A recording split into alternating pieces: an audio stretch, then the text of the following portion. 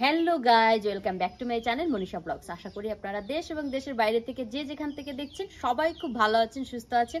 আর বন্ধুরা, আমি তো আরো একটু বেশি ভালো আছি এই জন্য, কারণ গোপালগঞ্জে চলে আসছি বাবার বাড়িতে। আর স্বভাবত মেয়েরা বাবার বাড়িতে আসলে একটু বেশিই ভালো থাকে, যদিও সফরটা খুব কম সময়ের জন্য। কারণ হচ্ছে আমি আজকেই হয়তো বা চলে যাব কিছুক্ষণ পরে। তো বন্ধুরা, চলে আসছি। পিছনের ভিউ দেখে বুঝতে পারছেন, জাস্ট ওয়াও, খুবই খুবই সুন্দর। আর এই রঙন ফুলটা কিন্তু আমার খুব বেশি পছন্দের, এবং এত সুন্দর আর ফুল ভালোবাসেন না এমন তো খুব কম মানুষই রয়েছেন। তো এই গাছটা যতবার আসি ফুলগুলি দেখে যেন ওদের মায়ায় পড়ে যায় বা প্রেমে পড়ে যায়। তো বন্ধুরা, ভিডিওটি আজকে এখান থেকেই শুরু করছি। তো প্রথম থেকে শেষ পর্যন্ত আমার সঙ্গে থাকবেন, অবশ্যই আপনাদের আশা করি ভালো লাগবে। এবং আরো কিছু রয়েছে যেগুলি দেখে আপনারা আসলে অবাক হবেন।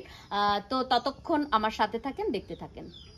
তো বন্ধুরা, দেখতেই পারলেন যে রঙ্গন গাছটি কত কত সুন্দর। আসলে এই জায়গাটাই হচ্ছে আমার বাবার বাড়িতেই, আসলে এটা হচ্ছে আমাদের চার্চ প্রাঙ্গণ। তো আজকে যেহেতু রবিবার, তো সেহেতু আমি চার্চে এসেছিলাম। তো খুবই খুবই ভালো লাগলো। আর চিন্তা করলাম যে আপনাদের সাথেও একটু শেয়ার করি যে এখানে আর যা যা কিছু পাওয়া যায়। আর এই তো আমার একটা জেঠিমা আর আমার মা অলরেডি চলে যাচ্ছে বাড়িতে, যেহেতু আমি ঢাকায় চলে যাব সেহেতু মা আমার জন্য রান্নাবান্না করবে।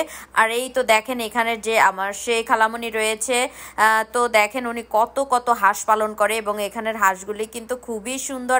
এখানে মাসির এক ঝাঁক সে কালো হাঁসও রয়েছে। আর এই তো সাথে উঠানের পাশে একটি লেবু গাছ রয়েছে।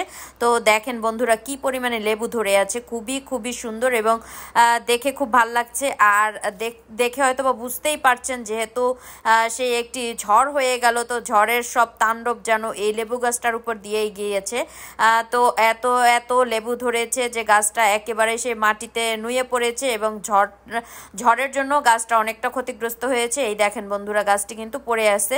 আর এখানে দেখতে পাচ্ছেন সে অনেক ছোট ছোট গাছে অনেক বড় বড় আম ধরেছে। আর এই আমগুলি কিন্তু এখনো পাকার সময়ও হয়নি।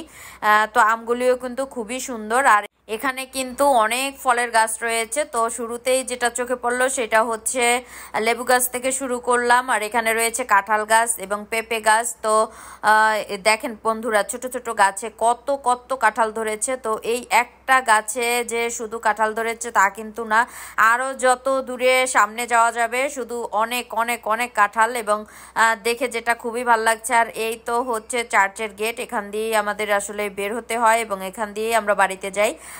তো এই হচ্ছে গির্জাবাড়ির কাঁঠাল গাছের চিত্র। আর এছাড়াও কিন্তু বন্ধুরা, সাধারণত গ্রামের বাড়িতে দেখবেন প্রত্যেকের বাড়িতেই কিন্তু অনেক অনেক অনেক সেই ফল গাছ থাকে, কারণ যেহেতু গ্রামের বাড়ি সেহেতু প্রত্যেকেরই কিছু কিছু না কিছু সেই জায়গা থাকে, পতিত থাকে, বা হচ্ছে যেগুলো বাগানের জন্যই করা হয়ে থাকে। তো সেই জন্য গ্রামের বাড়িতে অনেক রকমের সেই ফলের গাছ থাকে। আর এখানে কিন্তু আরও একটা কাঁঠাল গাছ রয়েছে। আর এখানে কিন্তু সেই বিভিন্ন প্রজাতির কাঁঠাল রয়েছে, দেখতেই পাচ্ছেন, কোনোটা লম্বা কোনোটা গোল। আর এই দিকটাতে তো আরো মানে লোভনীয় একটা বিষয়, সেটা হচ্ছে দেখেন বন্ধুরা, একেবারে সে মাটি ফুটে যেন সেই কাঁঠাল বের হয়েছে। আর এইরকম কাঁঠাল কিন্তু অনেকের বাড়িতেই হয়ে থাকে, যে সেই মাটির নিচ থেকে কিন্তু সেই মাটি সরিয়ে তারপরে সেই কাঁঠাল বের করে দিতে হয়। আর এই কাঁঠালগুলি কিন্তু অনেক অনেক বড় হয়েছে বন্ধুরা, যদিও ভিডিওতে হয়তো বা অত বড় দেখা যাচ্ছে না, কিন্তু কাঁঠালগুলি কিন্তু খুবই বড় এবং একই সাইজের।